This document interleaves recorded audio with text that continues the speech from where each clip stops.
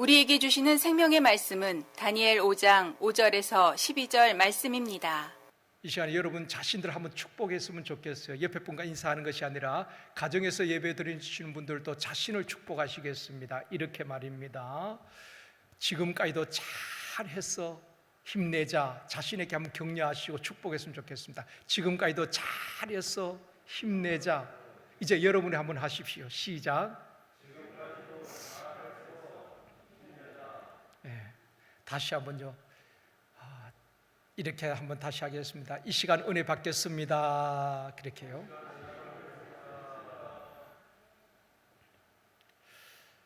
전도서 3장에 보면은 하나님의 때에 대해서 말씀을 하고 있습니다. 사람이 날 때가 있고 죽을 때가 있으며 심을 때가 있고 심은 것을 뽑을 때가 있으며 죽일 때가 있고 치료할 때가 있으며 사랑할 때가 있고 미워할 때가 있으며 울 때가 있고 웃을 때가 있으며 슬퍼할 때가 있으며 춤출 때가 있다. 그렇게 말씀하고 있습니다. 일평생 웃고 사는 사람도 없고 한평생 울면서 사는 사람도 없습니다. 울 때가 있으면 웃을 때가 있고 저녁에는 울음이 기숙할지라도 아침에는 기쁨을 주시는 하나님이신 줄 믿습니다. 고린도후서 6장에도 보면은 보라 지금은 은혜 받을 만한 때요 보라 지금은 구원의 날이로다. 하나님께서 은혜 베푸실 때가 있고 구원하실 때가 있고 심판하실 때가 있다는 것입니다. 하박국 2장 3절 말씀, 이번 주간 암송 말씀이기도 합니다. 같이 읽겠습니다. 이 묵시는 정한 때가 있나니 그 종말이 속히 이르겠고 결코 거짓되지 아니하리라. 비록 더딜지라도 기다리라. 지체되지 않고 반드시 응하리라. 하나님의 모든 말씀은 하나님께서 정한 때에 말씀대로 이루어지고 응답되어진다는 것입니다. 오늘은 지난 주일에 이어서 다니엘 5장 말씀을 가지고 심판의 벽보 계시라는 제목으로 말씀을 드리려고 합니다. 바벨론 제국의 종말의 징조에 대해서 지난 주일날 말씀을 드렸습니다. 다니엘 5장 1절에서 4절 말씀에 보면은 벨사살 왕이 그 바벨론 제국의 귀족들 1000명을 궁실로 초청하여서 큰 잔치를 베풀고 1000명 앞에서 술을 마시며 자신의 권력을 과시하고 있습니다. 그에 붙인 느부갓네살 왕이 예루살렘 성전에서 탈취해온 성전에서 서던 그릇들에게 술을 따루어서 마시면서 교만한 모습을 보이게 됩니다. 술에 취한 왕과 귀족들이 금이나 은, 구리, 쇠, 나무, 돌로 만든 신들을 찬양하며 우상을 숭배하게 됩니다. 하나님께서 가장 싫어하시는 첫 번째, 두 번째 계명을 무시하고 우상을 찬양하며 숭배하고 있었습니다. 이것은 하나님을 멸시하고 무시하는 행위였습니다. 벨사살 왕과 바벨론 제국의 정치 지도자들이 술에 취하고 향락을 즐기며 우상을 숭배하는 모습, 이것이 바벨론 제국이 멸망하기 직전의 모습이었습니다. 모든 곳에는 징조가 있습니다. 비가 오기 전에는 하늘이 구름으로 가득하고 비가 올 징조가 있고 임산부에게도 배가 불러오며 해산 따르의 징조가 있듯이 하나님께서 심판하실 때에 징조가 있습니다. 바벨론 제국의 멸망의 징조는 죄가 가득하고 하나님을 무시하고 우상을 찬양하는 그 모습을 보게 됩니다. 첫 번째로 그때에 나타난 심판의 벽보 계시입니다. 5절 말씀입니다. 같이 읽겠습니다. 그때에 사람의 손가락들이 나타나서 왕궁 촛대 맞은편 석회벽에 글자를 쓰는데 왕이 그 글자 쓰는 손가락을 본지라. 바벨론 궁궐 안에서 왕과 귀족들이 술을 마시고 취해 있을 때에 왕궁 촛대 맞은편 벽에 손가락이 나타나서 글자를 쓰게 되는 것입니다. 그때에 사람의 손가락이 나타났다, 그렇게 말씀하고 있습니다. 그때가 언제일까요? 벨사살 왕이 귀족 1000명과 함께 술을 마시고 있던 그때에 성전에 사용하던 성물을 축배의 술잔으로 사용하던 그때에 술을 마시고 사람이 만든 신들 우상을 찬양하고 있던 바로 그때에 바벨론 제국의 왕과 지도자들이 술에 취하고 유흥이 고조에 달했던 그때에 바벨론 궁궐에 죄악의 밤이 깊어가던 바로 그때에 하나님의 심판의 손이 나타나서 글을 쓰게 되었다는 것입니다. 사랑하는 성도 여러분, 성경에 보면은 하나님께서 개인이나 가정이나 나라나 세상을 심판하실 때가 있습니다. 노아와 롯의 때와 같이 사람들의 죄악이 극에 달할 때에 하나님께서 심판하셨습니다. 인간이 바벨탑을 쌓으며 교만이 극에 달할 때에, 또 애굽의 바로왕처럼 하나님의 백성들을 핍박하는 것이 극에 달할 때에, 그때에 하나님께서 통치자나 권세자나 세상을 심판하셨습니다. 오늘 본문에서도 바벨론 궁실에 죄악의 밤이 깊어갈 그때에 심판의 손이 나타나서 글을 쓰게 되는 것입니다. 그 글을 본 순간 왕의 반응이 어떠했습니까? 6절에서 말씀합니다. 같이 읽습니다. 이에 왕의 절기던 얼굴빛이 변하고 그 생각이 번민하여 넓적다리 마디가 녹는 듯하고 그의 무릎이 서로 부딪힌지라. 천하를 호령하던 바벨론 제국의 벨사살 왕이 성전 기명을 가져다가 술을 따라 마시면서 자신의 권세를 과시하던 왕이 심판의 벽보 계시를 보는 순간에 너무 무섭고 두려워서 얼굴이 창백하여지고 넓적다리가 녹는 듯 힘이 쭉 빠지게 되어지고 다리가 후들후들 떨리는 공포를 느끼게 되었다는 것입니다. 여러분, 사람이 너무 두려움에 사로잡히면은 마음이 떨리고 심장이 떨린다 그러잖아요. 그리고 다리가 후들후들, 온몸이 후들후들 떨리는 것입니다. 그 벨사살 왕이 벽에 써있는 글씨를 보는 순간에 그런 공포와 두려움을 느끼게 되었다는 것입니다. 이것이 인생입니다. 세상 통치자나 권세자들은 자신들의 권력이 영원할 것처럼 헛세를 부리고 자신들을 과시하며 모든 것을 자기들이 마음대로 할 수 있는 것처럼 교만해하지만은 하나님께서 심판의 손을 드시면은 꼼짝 못하는 것이 인간인 것입니다. 대한민국 정치사를 보아도 알 수가 있습니다. 18년 동안 통치했던 대통령도 척근의 총에 맞아 비극적인 종말을 맞았고, 전직 대통령들 또 권력자들의 말로를 보십시오. 본인이나 아니면 자녀들이 줄줄이 감옥에 가는 모습을 보아왔습니다. 퇴임 이후에 국민들로부터 존경받는 대통령이 없다는 것이 한국 역사의 슬픈 현실이기도 합니다. 벨사살 왕은 연회 중에 나타난 손가락이 왕궁 촛대 맞은편 벽에 서여진 심판의 벽보 계시를 보고 모든 기쁨이 한순간 사라져버렸습니다. 두려움과 공포심에 사로잡히게 되는 것입니다.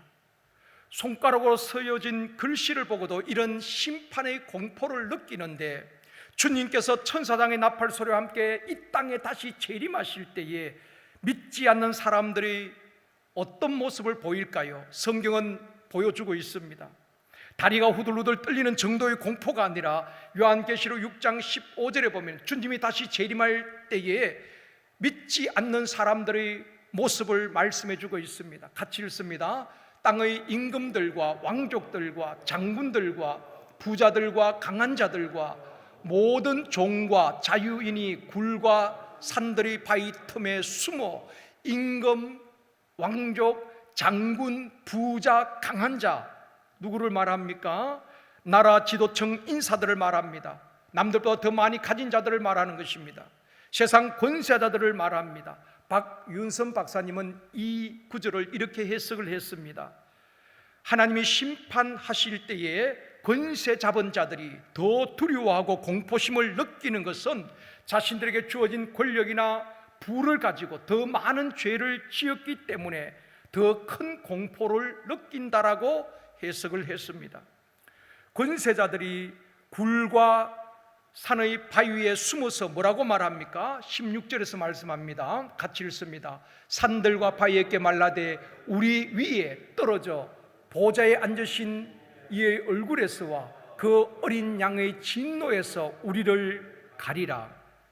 주님이 재림할 때에 하나님을 믿지 않았던 사람들, 준비되지 않은 사람들은 극도의 공포심을 느끼면서 외치기를 산아 나를 가리오라, 바위야 나를 덮어라, 어린 양 예수 그리스도의 진노에서 우리를 숨겨다오라고 소리를 칠 것이라고 예언을 하고 있습니다. 사랑하는 성도 여러분, 환난과 핍박 가운데서도 믿음의 선한 싸움을 싸우며 믿음을 지키는 저와 여러분이 되어지기를 원합니다.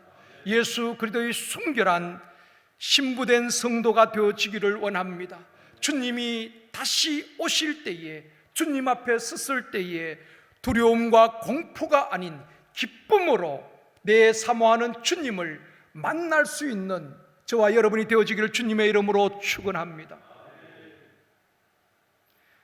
믿지 않는 자들은 산아 나를 가리오라, 바위야 나를 덮어라, 어린 양 예수의 진노에서 우리를 숨겨다오 극도의 공포심을 느끼지만은 그리스도의 신부된 성도들은 아멘 주 예수여 어서 오시옵소서, 주님을 환영하고 기쁨으로 주님을 맞게 될 줄 믿습니다. 두 번째로 영적으로 무지한 바벨론의 지혜자들입니다. 7절 말씀입니다. 같이 읽겠습니다. 왕이 크게 소리질러 술객과 갈대아 술사와 점쟁이를 불러오게 하고 바벨론의 지혜자들에게 말하되 누구를 막론하고 이 글자를 읽고 그 해석을 내게 보이면 자색옷을 입히고 금사슬을 그의 목에 걸어주리니 그를 나라의 셋째 통치자로 삼으리라 하니라. 그 글씨를 보고 벨사살 왕이 크게 소리를 칩니다. 술객과 술사와 점쟁이들 또 바벨론의 지혜자들 다 모으고 그들에게 말하기를 누구든지 이 글을 읽고 해석해 보이면은 그 사람에게 자주색 옷을 입히고 금사슬을 그의 목에 걸어주고 바벨론 제국의 셋째 통치자로 삼겠다라고 말하고 있습니다. 그런데 8절 보십시오. 같이 읽습니다. 그때의 왕의 지혜자가 다 들어왔으나 능히 그 글자를 읽지 못하며 그 해석을 왕께 알려주지 못하는지라. 바벨론의 지혜자들이, 술사와 술객, 점쟁이들이 다 궁궐 안으로 들어왔지만은 그 글을 읽고 해석하는 자가 없었습니다. 지극히 당연한 일이지요. 고린도전서 2장에 보면은 하나님께로부터 온 영, 성령을 받지 아니한 사람은 하나님의 일을 알지 못한다고 말씀하고 있습니다. 영적인 일은 영적인 것으로 분별할 수 있고 신령한 일은 성령 받은 자만이 알 수 있다고 했습니다. 육의 사람은 하나님의 계시의 비밀을 알 수 없는 것입니다. 바벨론 제국의 모든 술객과 술사, 점쟁이들, 지혜자들, 즉 육신에 속한 자들이 다 와서 그 글씨를 보았지만 그 누구도 읽을 수도 해석할 수도 없었습니다. 오늘날 또 하나님께로부터 온 영, 성령을 받지 아니하면 하나님의 말씀을 읽어도 들어도 깨닫지 못하는 것입니다. 예수를 믿을 수가 없는 것입니다. 여러분, 예수 아무나 믿는 것 아닙니다. 예수 아무나 믿는 것 아니에요. 여러분, 교회 다니는 것하고 예수 믿는 것은 다릅니다. 교회를 다녀도 예수 그리스도를 영접하지 아니하면은 구원받지 못한 것입니다. 평생을 다녀도 그것은 예수 믿는 것과 교회 다니는 것은 다른 것입니다. 그리스도의 영이 없으면 그리스도의 사람이 아니라고 말했습니다. 그렇기 때문에 여러분, 예수 아무나 믿는 것 아니에요. 하나님께서 택하시고 영생 주시로 작정된 영혼은 다 믿더라고 말씀하고 있습니다. 고린도전서 12장 3절 말씀 보시겠습니다. 같이 읽습니다. 성령으로 아니하고는 누구든지 예수를 주시라 할 수 없느니라. 성령으로 아니하고는 누구도 예수님을 나의 구원자, 나의 주인, 나의 주라고 말할 수가 없는 것입니다. 대학 교수나 박사들, 세상의 지식인들을 다 모아놓고 성경을 창세기부터 요한계시록까지 조목조목 다 가르쳐도 성령 받지 아니한 사람들은 그 말씀을 믿을 수가 없다는 것입니다. 홍해의 기적, 여리고성이 무너진 것, 예수님이 죽으시고 부활한 사건들, 나사로가 죽은 지 나흘이 되어서 썩는 냄새가 났지만은 주님이 말씀하실 때 살아서 나온 이러한 사건들을 성령 받지 아니하면은 믿어지지 않는다는 것입니다. 아무리 지혜자들 앉혀놓고 예수님은 처녀의 몸에서 성령으로 잉태되었습니다. 그 예수님은 우리의 죄를 담당하셔 십자가에 죽으시고 3일 만에 부활하셨습니다.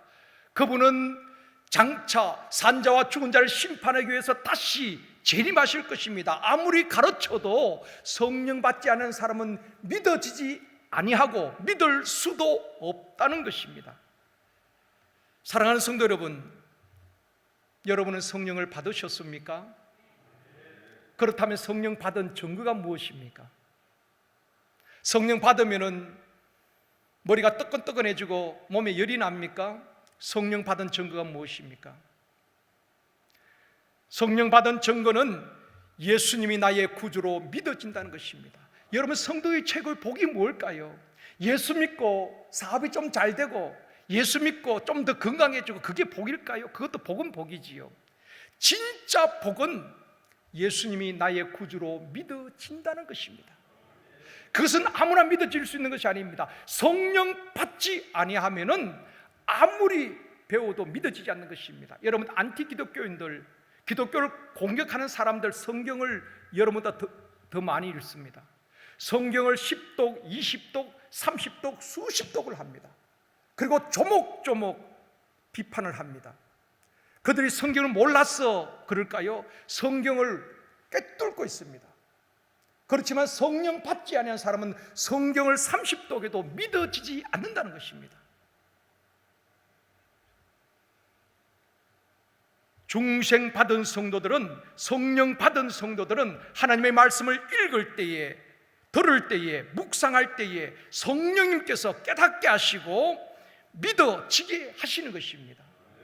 여러분, 우리가 믿고 싶어서 믿은 것이 아니라 성령님께서, 내 안에 계신 성령님께서 하나님의 말씀이 믿어지게 하고 이 성경 속 기록된 모든 말씀이 믿어지는 것, 그것이 은혜인 것입니다. 그것이 복인 것입니다. 다시 한번 여쭙겠습니다. 사랑하는 여러분, 여러분 예수님이 여러분의 구원자 되심이 믿어집니까? 신구약 이 성경 말씀이 하나님의 말씀으로 믿어집니까? 그렇다면 여러분은 성령 받은 분들입니다.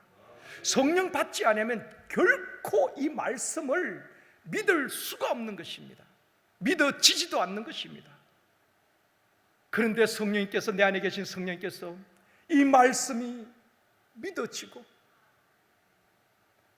그분이 나의 구원자로 믿어지는 것은 성령님의 역사인 것입니다.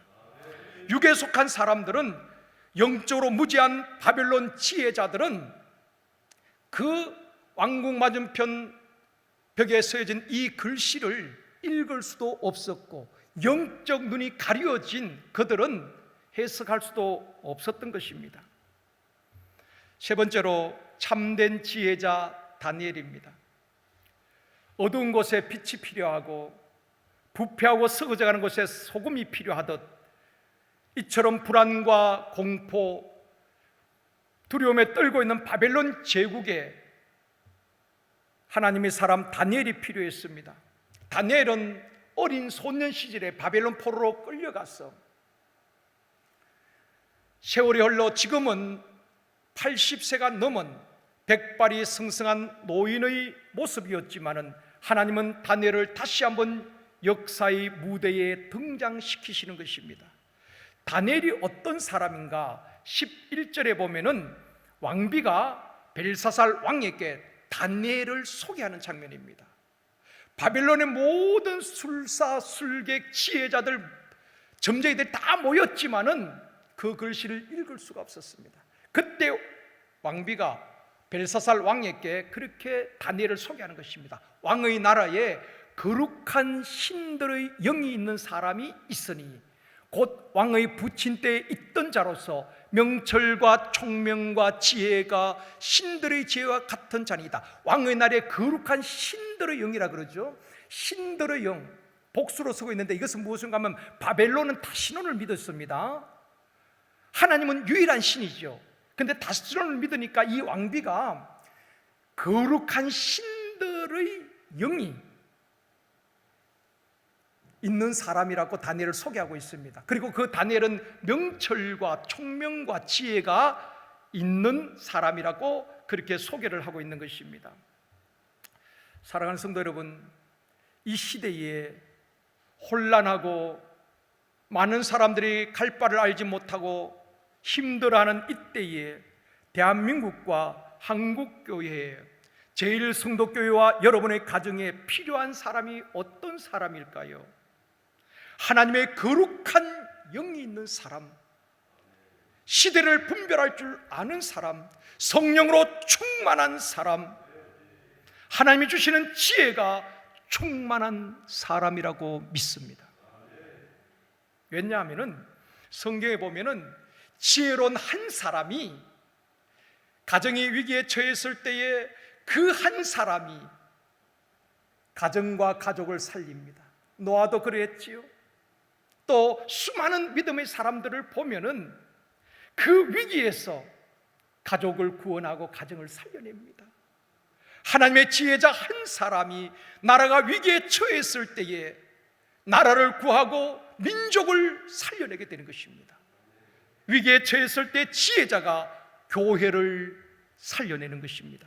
그래서 이 시대에 참된 지혜자, 하나님이 주시는 지혜자들이 필요한 것입니다. 세상 지혜자가 아니라 하나님께서 주시는 지혜를 얻어야 하는 것입니다. 그 바벨론에 있는 모든 지혜자들이 다 모였지만은 육에 속한 사람은 하나님의 신령한 계시의 비밀을, 심판의 벽보 계시를, 바벨론 제국이 어떻게 멸망할 것인지 왕의 운명에 대해서 쓰여진 그 글씨를 읽지도 해석할 수도 없었다는 것입니다. 그래서 다니엘이 등장하게 되는 것입니다. 다니엘은 남다른 하늘의 지혜가 있는 자였죠. 다니엘 1장 17절에 보면은 말씀합니다. 같이 읽겠습니다.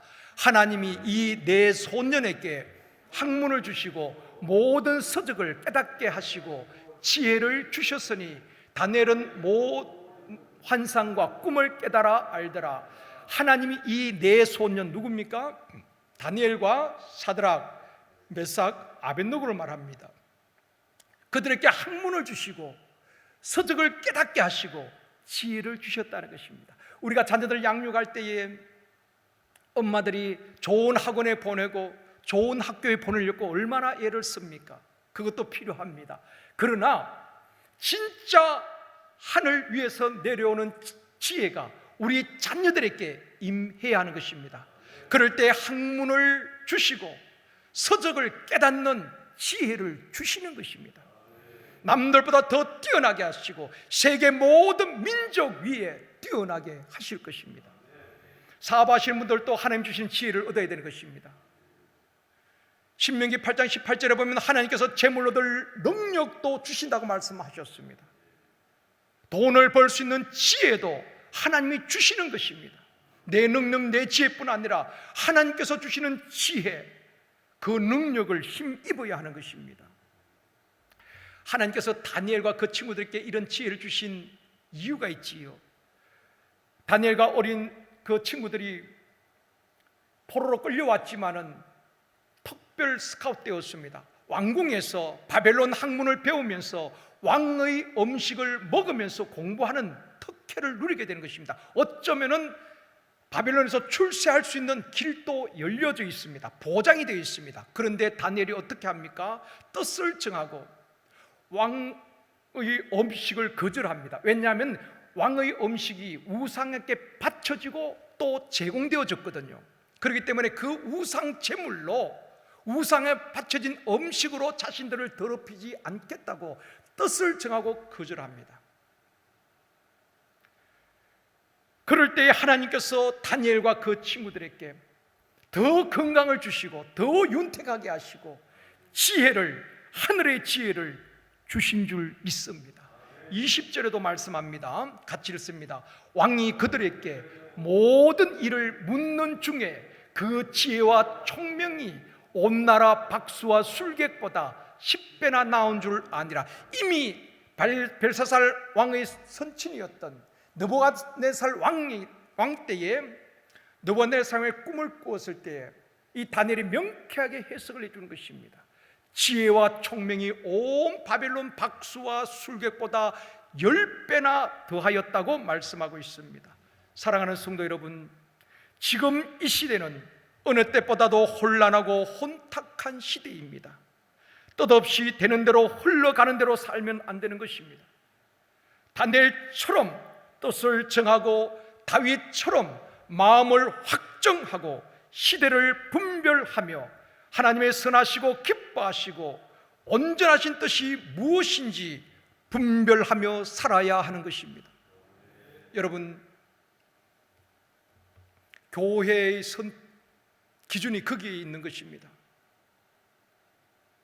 정말 나라가 어렵고 이러한 때에 성도들은 더 깨어서 기도해야 될 줄 믿습니다. 그런데 기도를 못하게 합니다. 예배를 못 드리게 합니다. 물론 지금 확진자가 많이 나오기 때문에 충분히 이해갑니다. 그러나 여러분, 교회가 아니라 기도 가정에서도 기도의 골방을 만들어야 되는 것입니다. 믿음의 사람들 보십시오. 감옥에 들어가고 몸이 묶이고 착고가 채워져도 그들은 기도의 끈을 놓치지 않았습니다. 그곳에서도 기도하고 찬양할 때에 하나님이 역사하셨습니다. 거기에 예비된 영혼들을 구원하게 하셨습니다. 여러분, 교회가 무너지고 성도들이 다 무너진 다음에 다시 회복하기란 쉽지 않습니다. 누가 책임질 수 있겠습니까? 정부가 책임질 수 있을까요? 정말 여러분의 성도들의 영혼과 자녀들을 가장 누가 걱정할까요? 저는 우리 제일성도교회 목회자와 장로님들, 권사님들 아니겠습니까?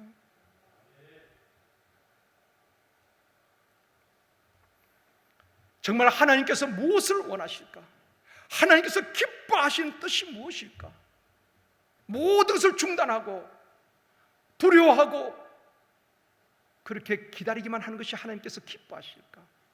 여러분, 우리 대한민국은 전쟁의 폐허 속에 이 아시아에서도 가장 가난했던 나라 아닙니까? 원조가 아니면 살 수 없는 그 나라. 그런 폐허 속에서 경제 대국으로, 세계 속의 선진국으로, 복음의 강대국으로 하나님께서 축복해 주셨습니다. 세계 역사상 이런 나라가 없지요. 저는 그 배경에 정말 전쟁의 폐허 속에 가난하고 힘들던 시절에 시골 도시 교회마다 우리 할아버지, 할머니, 어머니, 아버지, 그 믿음의 선배들이 차가운 마룻바닥에서 냉전의 시대에 나라와 민족 위하여서 얼마나 눈물로 기도했습니까? 전쟁으로부터 나라를 지켜달고 얼마나 하나님 앞에 부르짖어 기도했습니까? 객지에 나가 있는 자녀들 위해서 얼마나 기도했습니까? 그 기도가 하나님께서 이 땅을 축복하여 주셨다고 저는 확실히 믿습니다. 경제적으로 회복시켜 주셨고 전 세계를 향해서 선교사를 보내게 하셨고 역사의 주역으로 세워주신 줄 믿습니다. 그렇다면 우리 자녀들과 우리 후손들에게 무엇을 물려줘야 되겠습니까? 더 예배드리기 힘든 상황, 환경을 물려줘야 되겠습니까? 정말 예배의 가치를 우리가 바로 가르치고 하나님 앞에 어려울 때에 기도하며 깨어있는 우리 다음 세대를 세워야 되지 않겠습니까? 항상 모든 기준이 그것이 되어져야 되는 것입니다. 하나님이 기뻐하시고 선하시고 하나님이 원하신 뜻이 무엇일까? 그런 분별력이 저와 여러분에게 있기를 원합니다. 하나님께서 이 어려운 시대에 우리와 우리 자녀들에게 시대를 분별할 수 있는 영적 분별력을 주시기를 원합니다. 하나님께서 다니엘과 그 친구들이 주셨던 것처럼 지혜를 우리와 우리 자녀들에게 10배나 부어 주시기를 원합니다. 하나님의 선하시고 기뻐하신 뜻을 분별할 수 있는 영적 분별력이 있기를 주님의 이름으로 축원합니다. 말씀을 맺겠습니다. 사랑하는 성도 여러분, 바벨론 벨사살 왕이 귀족 1000명과 술을 마시며 우상을 숭배하며 죄악의 밤이 깊어가던 그때에 하나님께서 심판의 손을 드셨습니다. 벽에 글씨가 새겨지는데 바벨론 제국의 운명에 대해서 하나님께서 심판의 벽보 계시를 보여주셨습니다. 그러나 바벨론의 술사와 술객들, 지혜자들, 점쟁이들 다 모였지만은 육에 속한 사람, 영적 어두운 사람, 영적 소경된 그들은 신령한 그 글씨를, 심판의 벽보 계시를 읽을 수도 해석할 수도 없었습니다. 오직 하나님의 사람, 하나님의 지혜가 충만한 거룩한 영이 있는 다니엘은 명쾌하게 읽고 해석해 줍니다. 다음 주에 계속해서 말씀드리도록 하겠습니다. 사랑하는 성도 여러분, 어둡고 혼탁한 이 시대에 다니엘처럼 뜻을 정하고 영적 분별력을 가지고 살아가는 저와 여러분이 되어지기를 원합니다. 세상 풍속을 따라 힘없이 그냥 흘러가는 것이 아니라, 그냥 두려움에 사로잡혀 있는 것이 아니라, 이럴 때 우리 자신들의 신앙을 다시 한번 점검하고 성결해지는 시간들이 되어지기를 원합니다. 세상을 더 의지하고 내가 가진 재능이나 물질을 더 의지하고 하나님이 내 인생의 주인 되지 못하고 하나님을 내 마음속에서 밀쳐놓았다면 그 주님을 우리 마음의 주인으로 다시 한번 모셔드리기를 원합니다. 하나님께서 시련을 주시는 것은 찌꺼기와 혼자물을 제거하기 위함이라고 말씀하고 있습니다. 내 속에 세상의 욕심과 탐심과 세상적인 것으로 가득 차 있다면 이러한 전 세계적인 시련을 통하여서 다시 한번 우리가 우리 자신들을 살피고 하나님 앞에 모든 혼잣물과 찌꺼기가 제거되어지고 하나님 앞에 순결한 그리스도의 신부로 설 수 있기를 원합니다. 주님이 언제 오시든 두려움과 공포가 아니라 내 사모하는 주님, 기쁨으로 그 주님을 배울 수 있는 준비된 성도 되어지기를 주님의 이름으로 축원합니다. 우리 함께 기도하기를 원합니다. 하나님, 이 시대에 다니엘처럼 뜻을 정하고 다윗처럼 마음을 확정하며 시대를 분별하고 하나님의 선하시고 기뻐하시고 온전하신 뜻이 무엇인지 분별할 수 있는 영적 분별력을 우리와 우리 자녀들에게 주시옵소서. 또 험한 시대에 선악간에 분별할 수 있는 지혜를 10배나 우리와 우리 자녀들에게 부어 주시옵소서. 우리 이 시간 주여 부른 다음에 합심해서 기도하시겠습니다. 주여